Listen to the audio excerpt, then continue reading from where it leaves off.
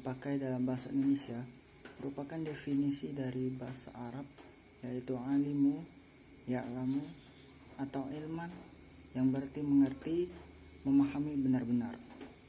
Dalam bahasa Inggris, ilmu disebut dengan sains dari bahasa Latin scientis, artinya pengetahuan.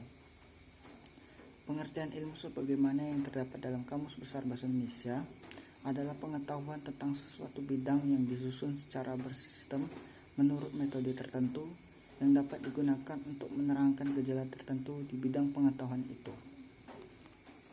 Dalam Islam, ilmu memiliki cakupan yang lebih luas dari sains dalam istilah barat, yang meliputi dalam ilmu fikih, ilmu kalam, ilmu tauhid, ilmu tentang surga dan neraka, dan sebagainya. Berdasarkan teori ilmu tersebut, ilmu dibagi menjadi dua cabang besar. Pertama, ilmu tentang Allah Subhanahu wa Ta'ala, dan kedua, ilmu tentang makhluk ciptaan Allah Subhanahu wa Ta'ala. Melahirkan ilmu-ilmu tafsir, hadis, fikih, dan metodologi atau usul al-fiqh dalam artian ilmu. Menurut Nurcholish Majid, iman itu melahirkan tata nilai berdasarkan ketuhanan yang Maha Esa, yaitu tata nilai yang dijiwai oleh kesadaran bahwa hidup manusia itu berasal dari Tuhan dan menuju ke Tuhan. Sesungguhnya kita berasal dari Tuhan dan kita akan kembali kepadanya, maka Tuhan itu adalah asal dan tujuan dari seluruh makhluk hidup. Iman itu terkait erat dengan amal, sebab iman sifatnya abstrak dan hal itu perlu direalisasikan dalam amal praktis agar iman itu dapat bernilai dan bermanfaat. Dengan kata lain, amal itu merupakan tuntutan langsung dari iman yang spiritual. Tidak ada iman tanpa amal, dan demikian pula sebaliknya. Bukankah komponen iman itu meliputi deklarasi dengan lisan, dengan hati, dan dengan amal?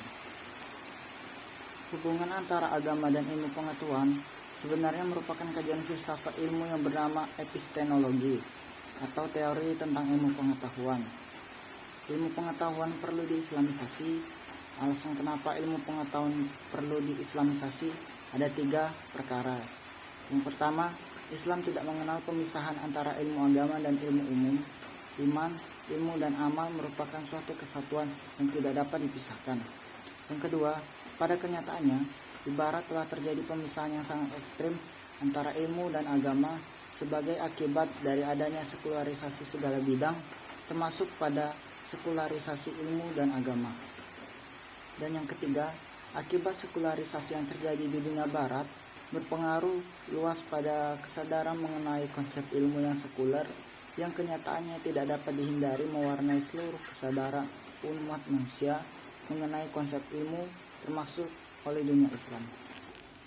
Dalam Islam, antara iman, ilmu, dan amal terdapat hubungan yang terintegrasi dalam agama Islam. Islam adalah agama wahyu yang mengatur sistem kehidupan. Dalam agama Islam terkandung 3 ruang lingkup, yaitu akidah, syariah, dan akhlak. Sedangkan iman, ilmu, dan amal berada di dalam ruang lingkup tersebut.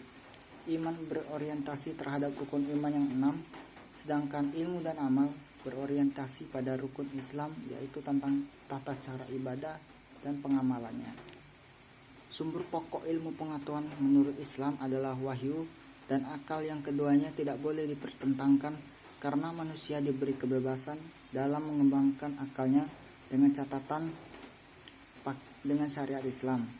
Sehingga ilmu pengetahuan dibagi menjadi 2 bagian besar, yaitu ilmu yang bersifat abadi atau mutlak, dan yang bersifat perolehan yang tingkat kebesarannya bersifat nisbi. Kesimpulannya, ilmu, iman, dan amal ialah saling berkaitan dan berhubungan antara satu dan lainnya di kehidupan manusia. Dan bagaimana terjadinya ilmu sangat tergantung pada iman dan amal yang dikerjakan. Adapun hubungannya iman dan ilmu, amal dan ilmu, iman dan ilmu.